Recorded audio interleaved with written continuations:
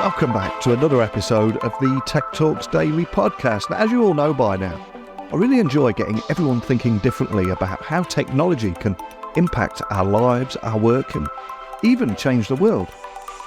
And today's guest exemplifies this. She's an Emmy and Webby award-winning director who specialises in creating socially impactful stories using immersive and interactive technology. Her name's Michaela, and she is an XR metaverse creator, consultant and speaker that specialises in creative strategy and impact production. And she has either worked with or had her work featured by so many top brands and organisations from Disney, Time, Forbes, Guardian, Cannes Film Festival, New York Public Library, Tribeca Film Festival, and so many more. So if you're interested in learning more about the powerful impact that virtual reality, augmented reality, and extended reality can have on our planet, you're going to love this one. So buckle up and hold on tight as I beam your ears all the way stateside, where Michaela is waiting to share her story. So a massive warm welcome to the show. Can you tell everyone listening a little about who you are and what you do? Sure. My name is Michaela Ternasky-Holland, and I work in the field of XR, which stands for extended reality.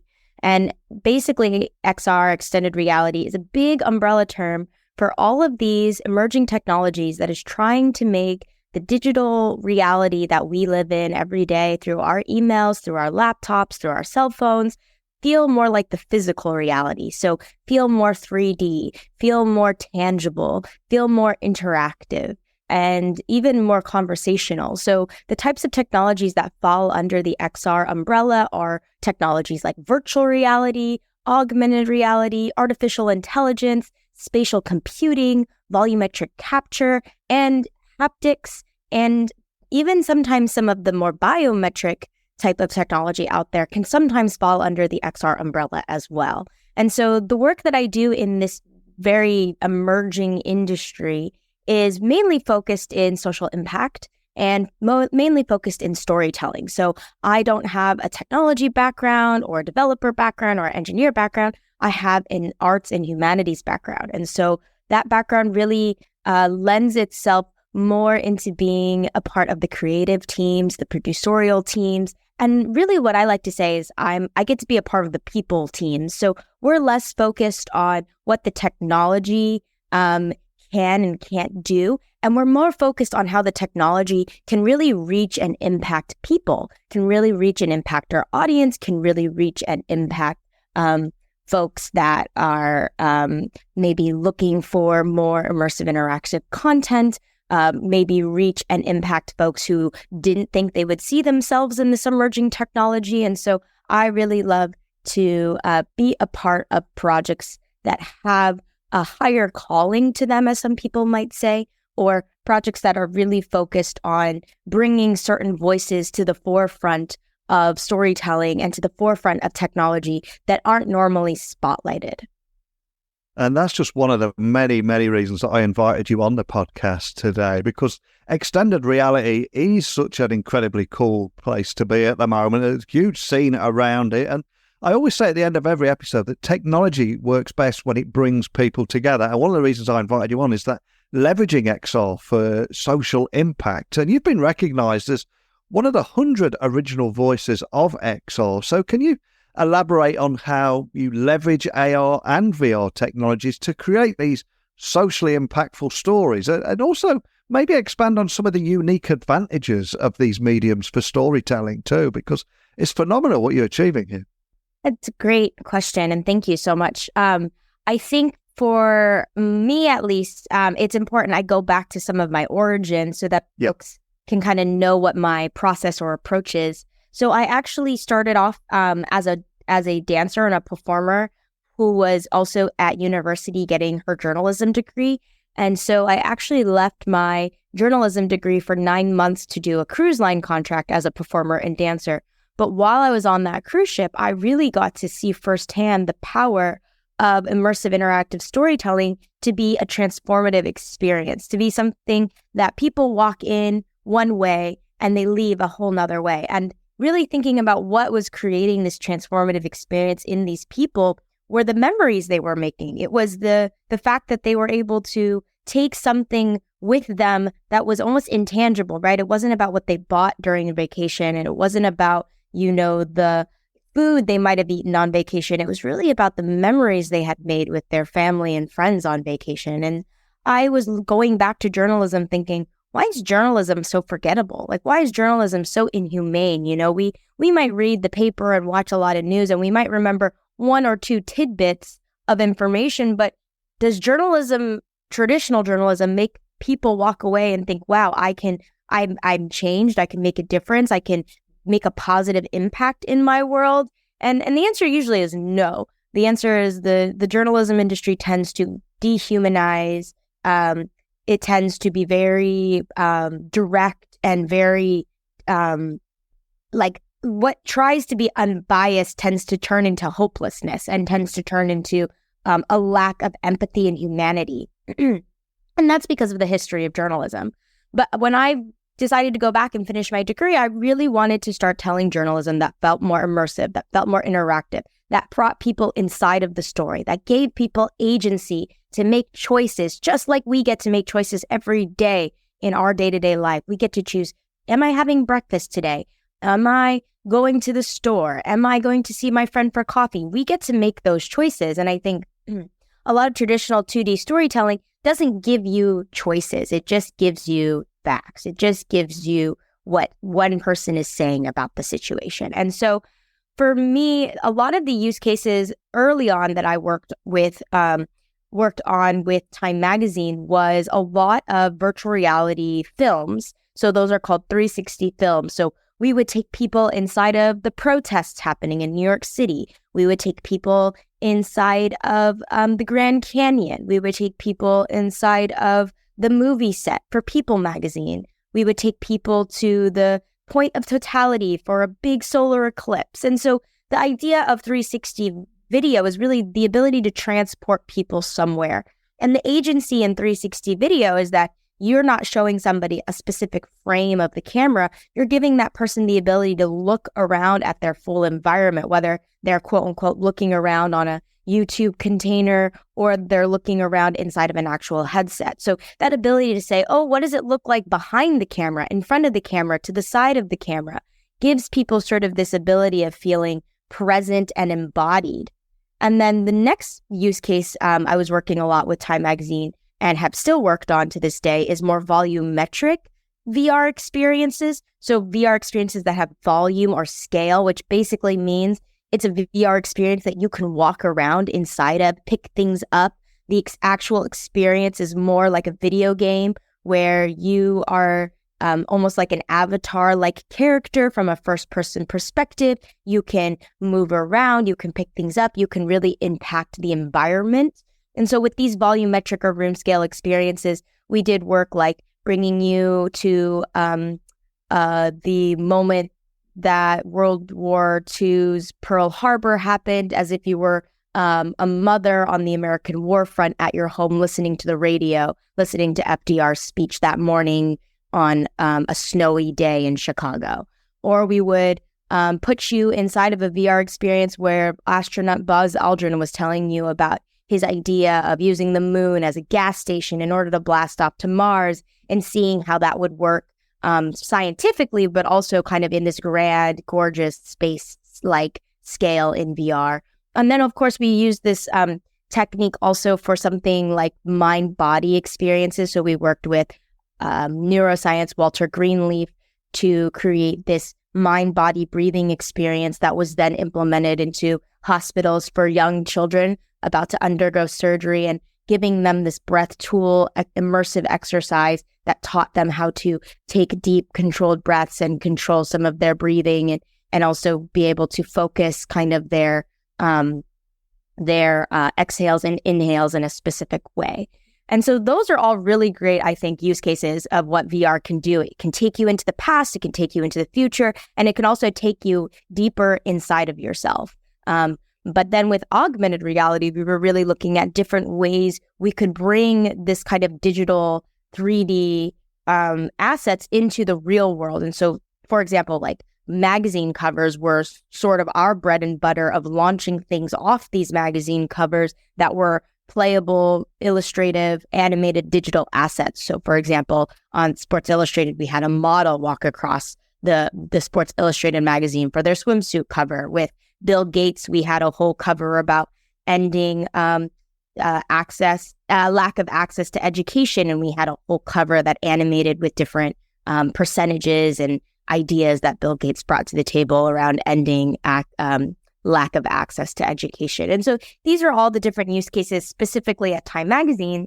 And since I've moved on from there, it's really about taking some of those use cases and applying them to different communities and applying them to different organizations. I think one of the newer skill sets that we've been playing with a lot is artificial intelligence, and less of the generative artificial intelligence that's splashing across media and more of the algorithmic artificial intelligence. So if you could take somebody, sit them down for an interview, have them tell you about their life for hours on end, is there an AI that can then take all those answers and actually be able to give you those answers in a more conversational format that feels like maybe one day when that person is no longer with you, you could sit a grandchild down or you could sit a student down in front of that quote unquote person and have them have a conversational dialogue with that person using the answers that you had gathered from an interview. So that's one other use case I've seen, like more algorithmic AI and voice recognition technology be used within our industry. So that's just to give a lot of examples, but I think it's important too, because I think a lot of people write off these technologies as a marketing campaign, or they write them off as sort of a splashy moment to have. And I agree that that's definitely a use case in the education entertainment world, the entertainment gaming space. But I think in the education impact space, this is really the leveraging kind of factors you asked me about earlier. It's quality over quantity, right? If you think about, you can reach thousands of people in a documentary, but how many people are going to go and change their behaviors after watching a documentary about climate change? I don't know. But with VR, what we have found is certain VR experiences that are very well done can make an impact of up to 75% of that audience, making a real world change or dedicating themselves to making a real world change after watching an experience about something like climate change or something about nuclear weapons threat or something of that nature.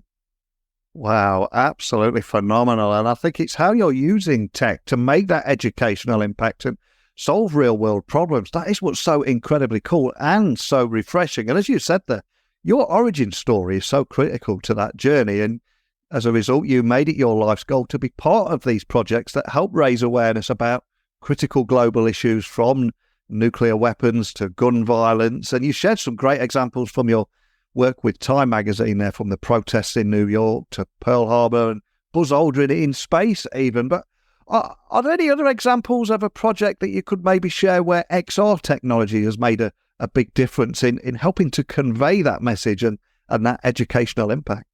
So as a freelance consultant, I get to touch and work on many projects. I would say, my two most recent projects that I would love to highlight, both virtual reality experiences. The first one was called On the Morning You Wake to the End of the World, which is the project about nuclear weapons threat I mentioned earlier. And it's a beautiful VR documentary that takes you in to the Hawaii false ballistic missile alert. And my role on that project was the impact producer. And so the impact producer is sort of this new role that has cropped up from documentary filmmaking and is now making its way into XR storytelling, where people are really thinking about, it's not good enough just to make the project. You have to have a mobilization, is what I like to call it, a mobilization strategy that allows you to bring this project to your target audience, right? So it's less about wide scale distribution, what you would think of when it comes to film and TV. Let's just get it on Netflix. Let's just get it on Hulu. Let's just get it into theaters. We don't have those distribution pipelines in XR quite yet. So we're really thinking about, well, this project about nuclear weapons threat needs to be seen by students. It needs to be seen by policymakers. It needs to be seen by activists working in this space so they know this is a tool they can use. And so that was really our three target groups. as an impact producer, it was my job to go and find really strategic partners to work with us on that. And so we were able to get this project to the Nobel Peace Center, Museum of the Moving Image, United Nations Vienna during their treaty meeting around nuclear weapons, to New York's United Nations during their treaty meeting around nonproliferation. We were able to equip activists with headsets who are now using those headsets when they walk into meetings with different types of people. We were able to bring it to over 10 high schools, 5 colleges. I think it's more now. And so that impact strategy for us wasn't just also about making impact, but also about bringing real world data, real world research to the impact we were making. Because a lot of times people will ask me, well, Michaela, how are you measuring your KPIs with this technology?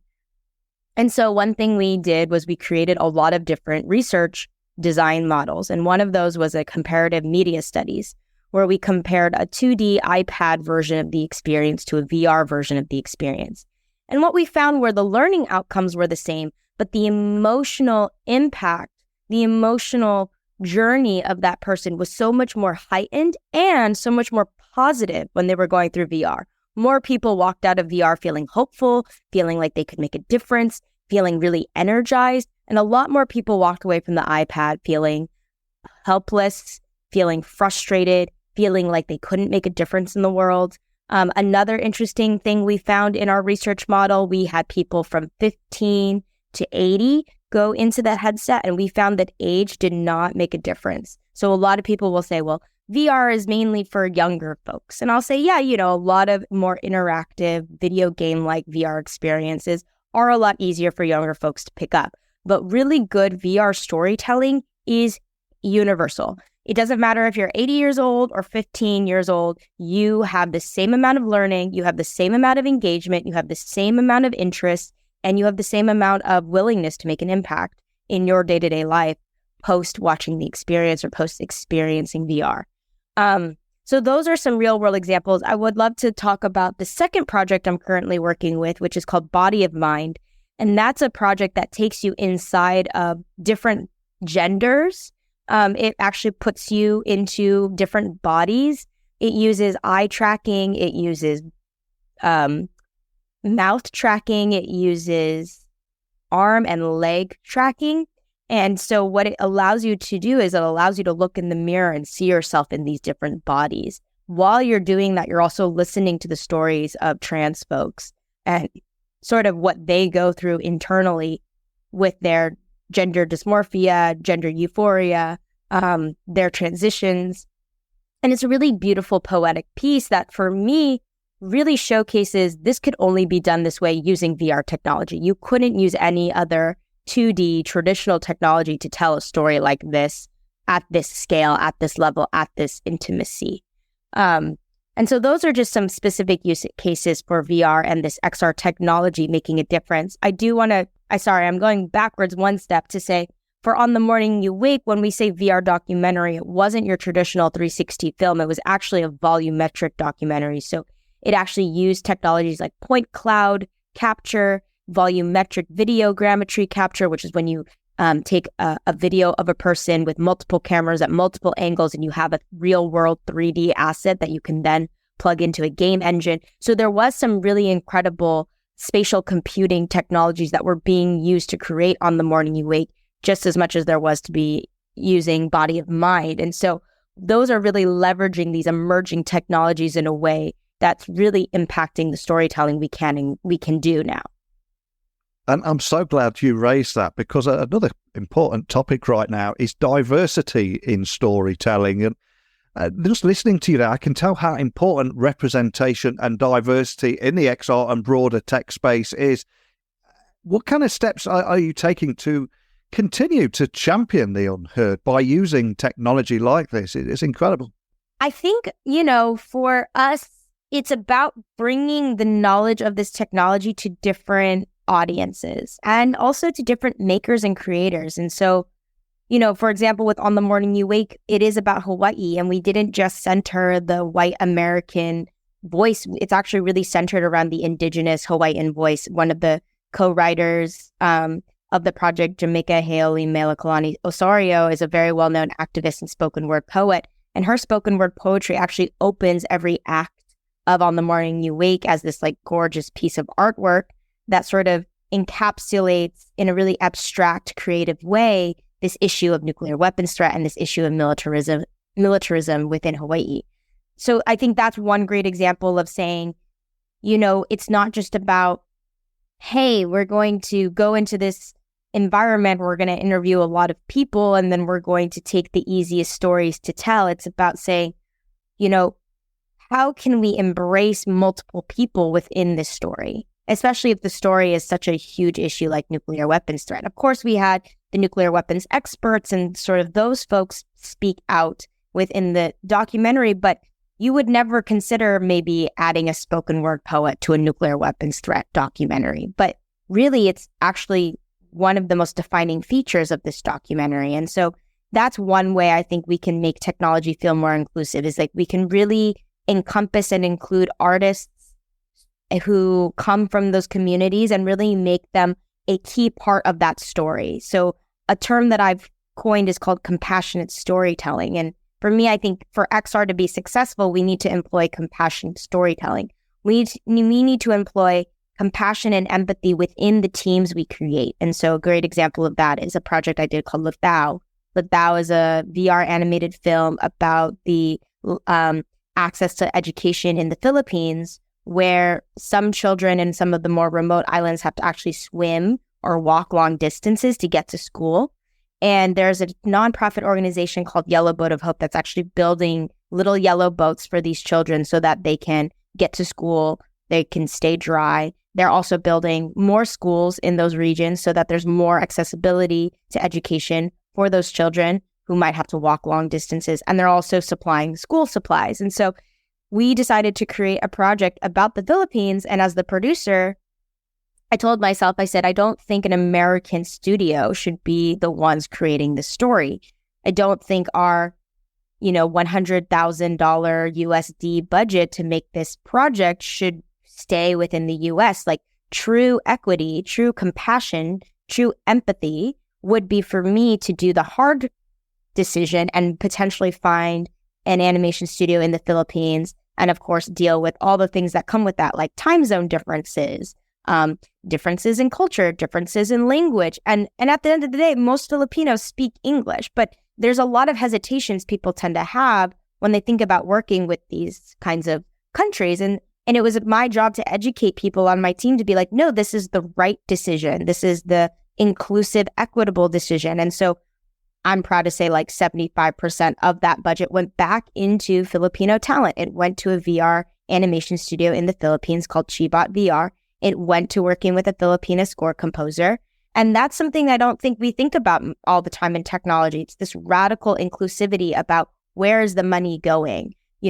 I always say diversity is inviting people to the party. Inclusion is inviting people to come sit with you and hang out with you at the party. But equity is really asking those people to help you plan the party. Giving those people the opportunities to be decision makers, is giving those people the opportunity to make an income from the project. Another great example of this is whenever we've centered, I've worked with some folks in Australia on some development of projects, and whenever we've been working with Indigenous folks in Australia, we always license the content. We always license the stories, right? Stories have power. Stories are magical. So when you go in and you think you have the rights to somebody's cultural story, I think that's something that's really reductive and exploitive that we've done a lot in documentary. How can we change that narrative within the realm of technology?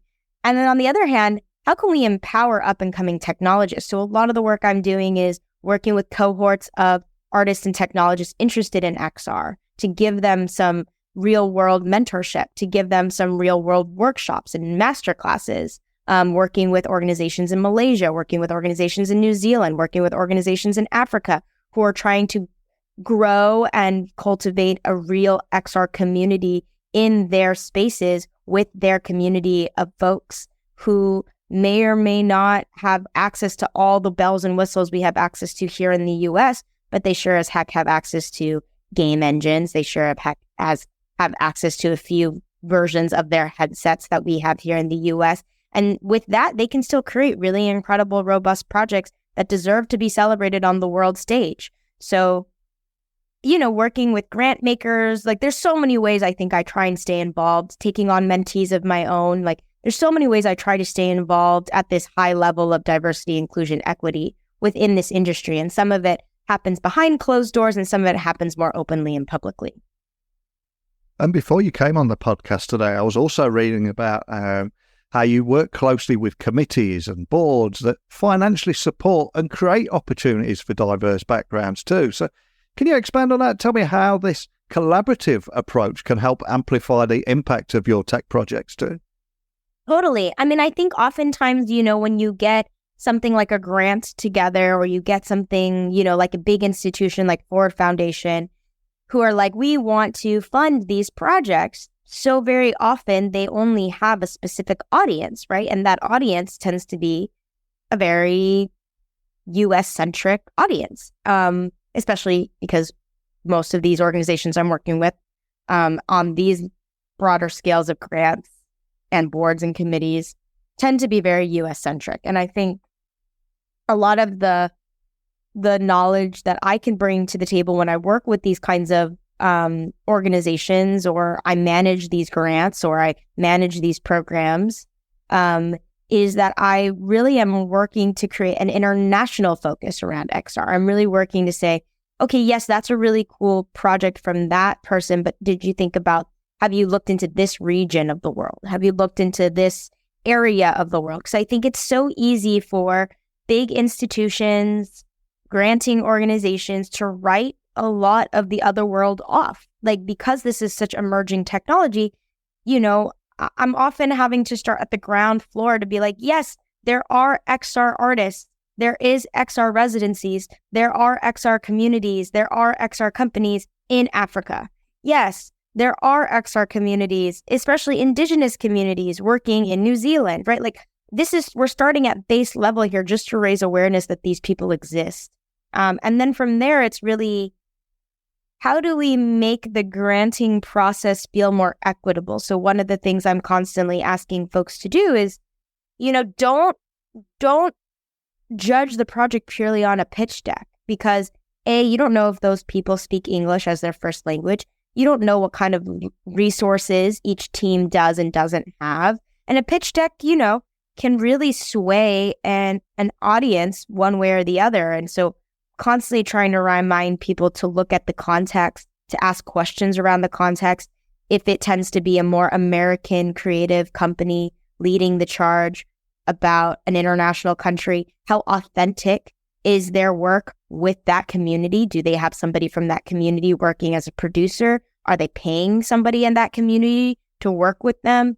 Are they making sure that the community is fully involved in the process? Are they doing some sort of learning share skill opportunity where if they come in with volumetric capture devices like DepthKit and Xbox Connects, that they're also training somebody in that indigenous community to learn about those technologies as well, right? Like, I think there's radical inclusivity layers that need to not become radical, but need to become the norm when it comes to what we look at when it comes to grants, funding, and also when it comes to committees. A lot of the committees I work with are women in VR, they're people of color in XR, they're committees that are trying to put together an initiative around impact in XR. And oftentimes, I need to remind them to center the creator and not center the audience. I need to remind them to center, the community and not center the money. And that can be really hard to do because we live in a capitalist society, but it's important that there's so many voices, not just mine, constantly reminding people, that inclusion, diversity, equity is the most difficult path to go down, considering the institutions that we have to work with within and under, and given the lack of funding there are for people who claim they're artists, for people who claim they're technologists, outside of the big tech, sexy, traditional industry that we think of when we think of Meta and Google and Apple and all of those kind of bigger companies. And I love how you're leveraging XR technologies. It's so much more than just another marketing gimmick. And I know that one of your focus areas is behavior change. And again, I love how you're leveraging technology to enhance that behavior change. So can you tell me a little bit more about how XR technologies can be potent tools for influencing public opinion or individual behavior, especially in the context of your work? Yeah, I mentioned this a little bit earlier, but the research that we did with On the Morning You Wake through the organization Games for Change, I think is a really palatable piece of research. It is published as a white paper. It's free. You can go to Games for Change's website, download the PDF. And really what we're showcasing there is that VR has the ability to make real world behavior change. You know, over 75% of the audience members who watched On the Morning You Wake said they were interested in learning more about the topic, said they were interested in getting involved in nuclear weapons threat, said that they were interested in taking the next step. And then they would take the next step. One of the ways we set up that real world action is we asked people to give us their phone number so we could text them an organization that they had matched with. So they matched with an organization on an iPad, and then we said, hey, would you like to have us text you this company's link and name and learn more about them? And, you know, again, we had a huge majority of the folks say, yes, I want to get involved. I want to give you my phone number. I want to give you my email. I want to stay in touch. And those were all ways that we tracked engagement. Those were all ways we tracked potential behavior change. I think with the project Body of Mine, there's a huge behavioral change. There's a huge awareness that happens once somebody comes out of that headset, because they've literally experienced a different body type. They've literally experienced different genders, and not in a way that feels overtly sexualized, but in a way that contextualizes it for the trans community as somebody who may not know what it is to be trans. And that's most of the population of people. And so I really think the behavior change for XR technology really comes from the ability to be fully embodied. You know, when we go through our day-to-day life, we learn things because we are fully embodied. We learn how to drive, not because we do a driving simulation, but because we actually sit in a car and we drive inside of a car and we feel what it's like to feel the wheel. We feel what it's like to change the gears. We have those moments on the freeway, right? Especially when you're first starting out.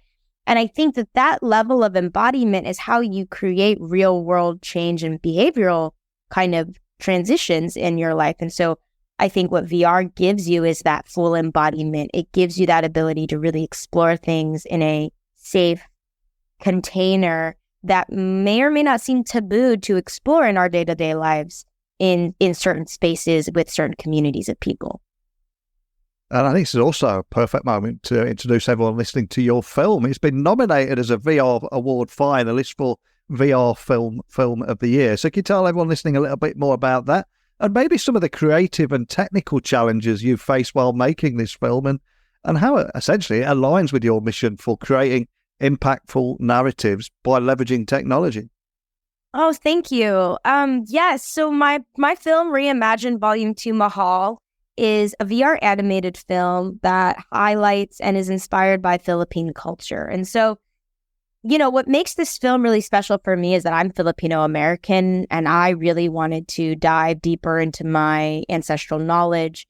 And I also, you know, was very much of that generation that grew up with little to no Filipino representation in the media. And I think even now, you know, we're starting to see breakthroughs of representation in traditional mainstream media, but we're still a long way away from making it a big splashy, oh my gosh, I can't believe a Filipino XYZ on this TV show, to making it just the norm. Because for me, that's also a big part of DEI, diversity, equity, inclusion work. It's not about making it the one and only or the first 4 or 5. It's about making it the normality in our industry, so that maybe one day we don't even have to be using these words around diversity, inclusion, and equity. They're just already embedded in our day-to-day hiring process, our day-to-day leadership, our day-to-day storytelling. So what makes Mahal really special for me as a Filipino American who you know really wants to dive deeper into my cultural narrative is that instead of waiting for somebody to give me permission to start doing Filipino stories, I was like, why don't I set the precedent now that stories like Filipino stories, stories like Vietnamese stories, stories about these more, again, quote unquote, marginalized communities are just already at the forefront of VR storytelling. We don't need to wait for permission. We don't need to wait like what film has done, which is let's have a whole gamut of content that has only centered certain types of folks. And now we're going through this phase and age of reckoning. I would rather our VR XR community start now at the beginning to have those types of people centered, to have a diversity of people centered, so that we don't ever have to go through this age of reckoning. And so with Mahal, it's not only about Filipino mythology, but it's also a very personal story for me because Mahal is my first narrative experience. So this is the first time I've truly stepped into fiction. Social impact still tends to have a connective tissue to a nonfiction base or a nonfiction environment. Mahal was one big leap of faith into this fictionalized universe. And, you know, what I think I love about Mahal is that the technology that we use to create Mahal is very accessible. It's using a platform called Oculus Quill. And so for a lot of community members I speak to, it's really daunting if you don't have a developer, engineer, coding background to jump into these game engines like Unity or Unreal. And what I often tell them is that there's these more accessible platforms depending on the skill set you have. And so what Quill really does well, that I really enjoy, is that if you have a traditional animation background, if you have a traditional art painting background, Quill is one of the most easy 3D experiential platforms you can jump into and start making now. It's a 3D painting platform where you can create 3D models that you then animate stop motion style, all in virtual reality. So it's all starts in headset and then is made for people who are going to watch it in headset. And so what it does is it kind of gives you like a real world rapid prototyping tool. It gives you a really incredible, robust way to storyboard immersive experiences quickly and easily. It gives you a way to create really beautiful, gorgeous worlds without having to worry about the insane render time of platforms like not just Unity and Unreal, but also in the traditional animation platform, 3D platforms like Blender and Maya.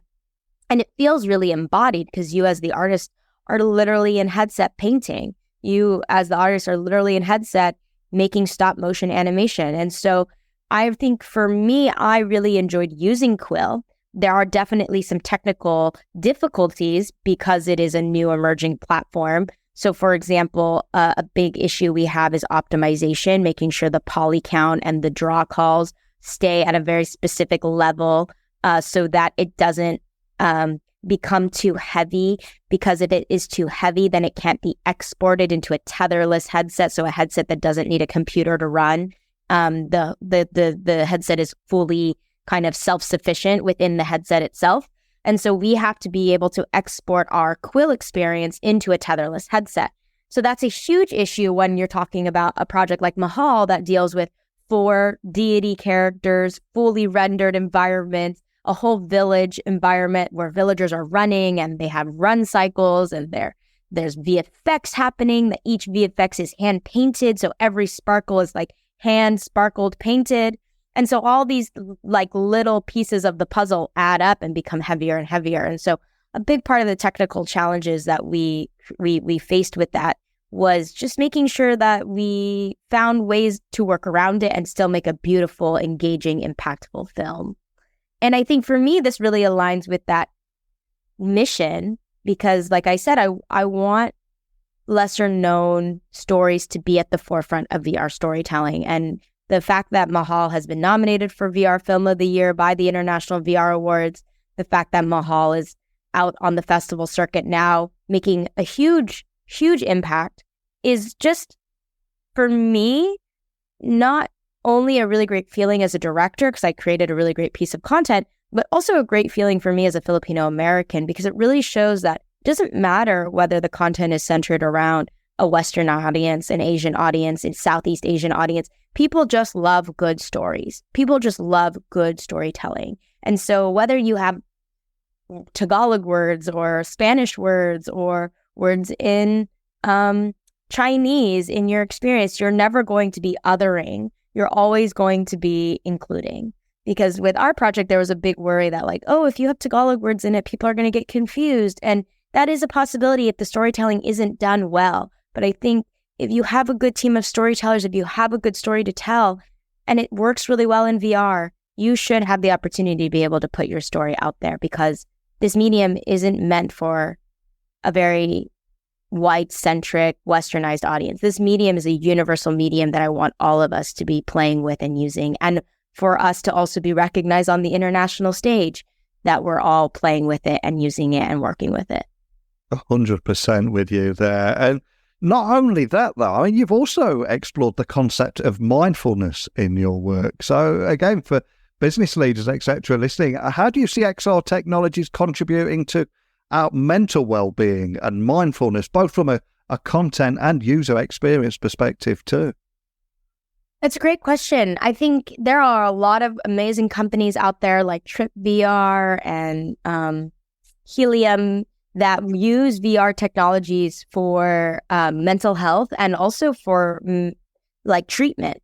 You know, there's a lot of end-of-life care that utilizes VR as a way to keep sort of some of these patients really engaged and interested and not bored and lonely. I've seen this technology really be used for mental health, for meditation types of experiences, training experiences on how to control your breath.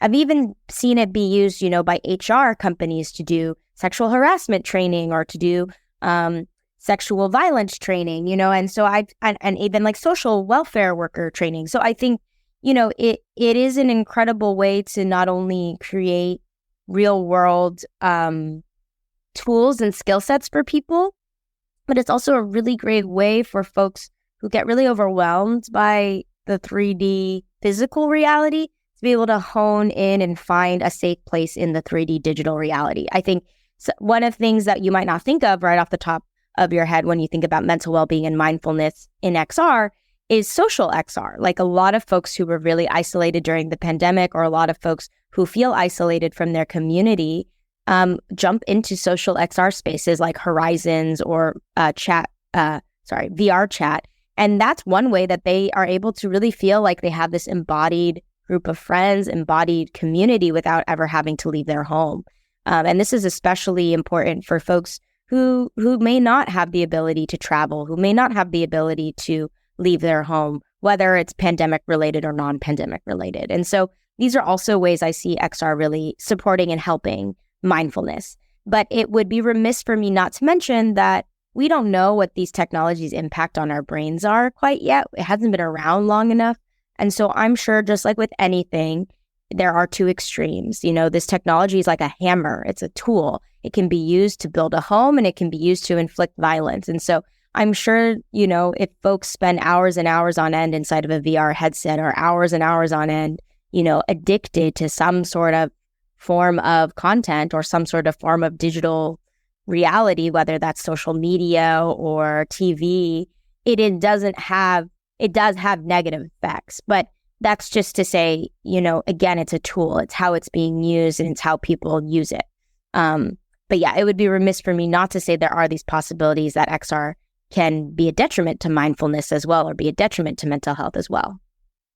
And we are only weeks away from 2024. A lot of people looking towards the future, and given the rapid advancements in XR technologies, what are your thoughts on the future of XR, especially as a tool for social change? And I know you're incredibly busy with the film at the moment and the festival circuit, etc. But are there any other upcoming projects or even technologies that you're particularly excited about? Yes. I mean, I know there has been a lot of conversations around generative AI. And I think, again, like I see anything in the world, whether it's a cell phone, whether it's, you know, a screwdriver, like tools are tools.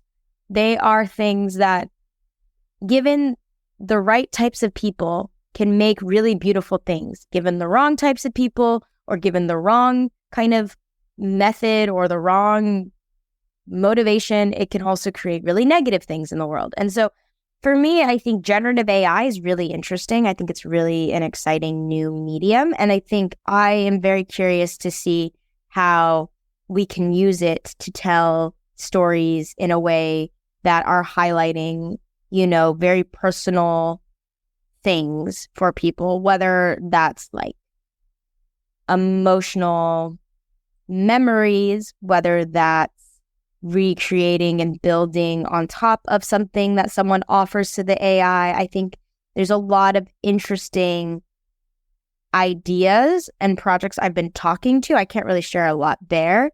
But I also think that the future of XR, the future of all technology, needs to be centered around our impact on the environment. So I think I would be remiss to say, oh, I work in social impact. Oh, I want to make a change in the world, without recognizing that the data centers used to run online worlds like internet and ChatGPT and VR like platforms that are social are creating a huge impact on our environment. The amount of water, the amount of real estate, the amount of coal that it needs to create these big data centers that house all this data.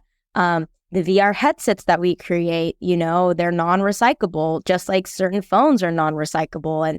And technology has a huge footprint in the climate change conversation. And I think my dream, my goal is to see the brilliant minds that are creating this emerging technology to also put their minds together on how we can create clean technology as well.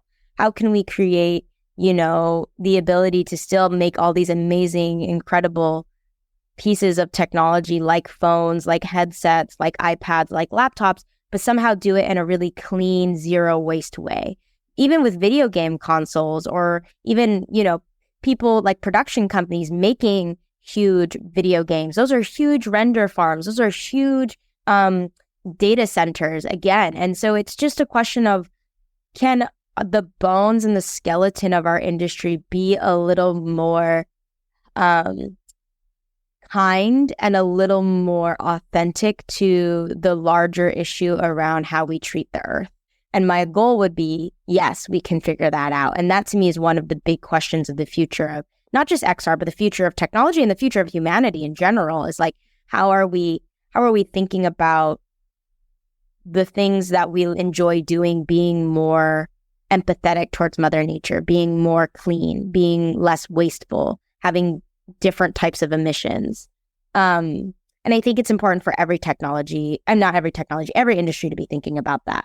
I also think I'm really excited, again, about Body of Mind. It just has been in the festival circuit, so I'm interested to see how we can do research around that project. I'm interested to see if we can port that project to a more accessible headset, because right now it's running off the HTC Vive. I think I'm really curious and interested and excited by sort of these new conversations happening around mobilization and distribution in my industry. Distribution's always been a huge question mark alongside of monetization. So I think there's some really, really exciting obstacles that we all need to climb and figure out, and puzzles we need to solve. And I think some of them are more broad scale, industry-wide questions that everyone needs to figure out within the industry. And then there's some really more specific, poignant ones for us here in the social impact space.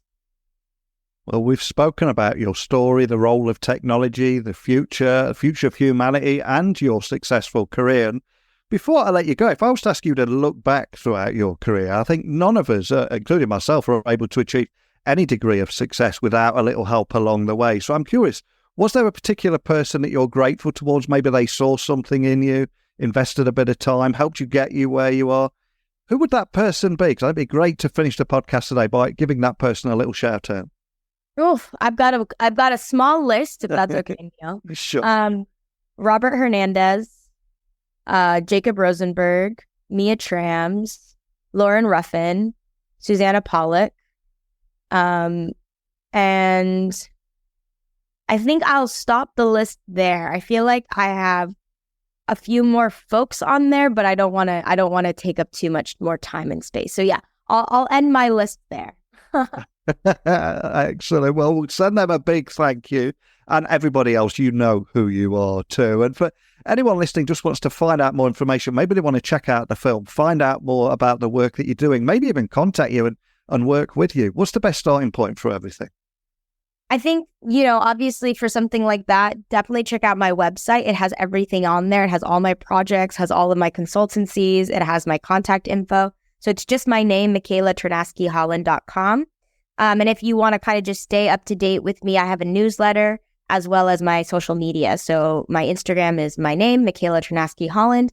And then my Twitter, or X or whatever we're calling that platform nowadays, is I'm Michaela TH. So it's a little bit different because Twitter only has so many characters. So I'm Michaela TH is my Twitter or X. And all of that info is also on my website. So again, once you go to my website, you can kind of dive into whatever rabbit hole you'd like to, whether you're wanting to contact, check out my work, follow me on socials. I also have a LinkedIn. If you'd like to reach out to me on LinkedIn or via email, I'm always open to, speaking with anybody or talking with somebody. And also, folks out there needing mentorship, also happy to, offer some advice and thoughts in that realm as well. Fantastic. Well, I'll make sure there's links to everything in the show notes on the blog post that will accompany this episode so people can find you nice and easy. And I love how you don't actually class yourself as a technologist, but you are someone that is using groundbreaking technology that permits virtual world storytelling and leveraging it to have a real life impact on marginalized and unrepresented groups. And there's a great line you used during our conversation there. It doesn't really matter what the technology, what anything is. It's people just love good stories. That is what matters. I think that's a beautiful moment to end on. So thank you for sharing your story today. Thank you so much for having me, Neil. Thank you to the audience for listening. It's been a pleasure, and I've really, really enjoyed this time. I love how Michaela is leveraging technology such as virtual reality, augmented reality, and extended reality to create purpose-driven creative projects that raise awareness about critical global issues from the threat of nuclear weapons to gun violence, while also advocating for diversity in storytelling and championing the unheard. I always say technology works best when it brings people together, and this is something that Michaela just exemplifies there. So I'd love to hear your thoughts, though. How are you using technology differently?